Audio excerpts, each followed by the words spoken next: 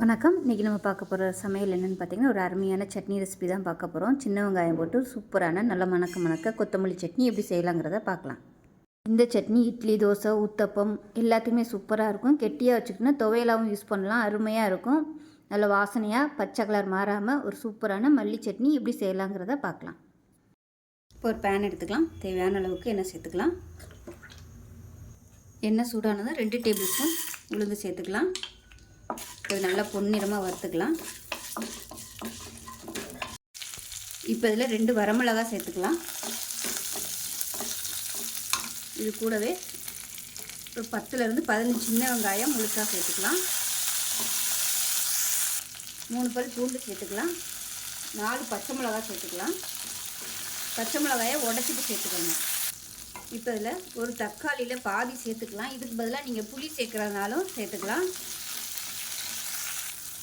இப்போ பாருங்கள், எல்லாமே நல்லா வதங்கிடுச்சு. நல்லா ஒரு கைப்பிடி அளவுக்கு ஃப்ரெஷ்ஷான கொத்தமல்லி இலை சேர்த்துக்கலாம். மல்லி இலை இந்த அளவுக்கு லேசாக வதங்கினா போதும். இப்போ கேஸ் அமர்த்திட்டு நல்லா ஒரு 4 டேபிள் ஸ்பூன் அளவுக்கு துருவன தேங்காய் சேர்த்துக்கலாம். சேர்த்துட்டு இந்த சூட்லேயே பரட்டி விட்டுக்கோங்க. மல்லி இலை ரொம்ப வதக்கணும்னா அந்த வாசனை போயிடும். அதனால் இந்த அளவுக்கு லேசாக வதக்குனிங்கன்னா போதும். இப்போ இதில் உப்பு சேர்த்துக்கலாம். சேர்த்துட்டு இது ஆறுனதுக்கப்புறம் மிக்ஸி ஜாரில் சேர்த்து நல்லா நைஸாக அரைச்சிட்டு பார்க்கலாம். இப்போ பாருங்கள், சட்னி நல்லா அரைச்சாச்சு. நல்லா வாசனையாக சூப்பராக இருக்குது. கமகமான மல்லி வாசனையோட சின்ன வெங்காயம் சேர்த்துருக்கிறதுனால டேஸ்ட் நல்லா அட்டகாசமாக இருக்கும். இப்போ இதில் கடுகு, கருவேப்பிலை, பெருங்காயம் போட்டு தாளித்து வச்சுருக்கேன். இப்போ தான் சட்னியில் கொட்டிடலாம். அவ்வளோதான், ஒரு சூப்பரான சின்ன வெங்காய கொத்தமல்லி சட்னி ரெடி ஆயிடுச்சு. டேஸ்ட் நல்லா அட்டகாசமாக இருக்கும். சுட சுட இட்லிக்கு இது மாதிரி வச்சு சாப்பிடுங்க.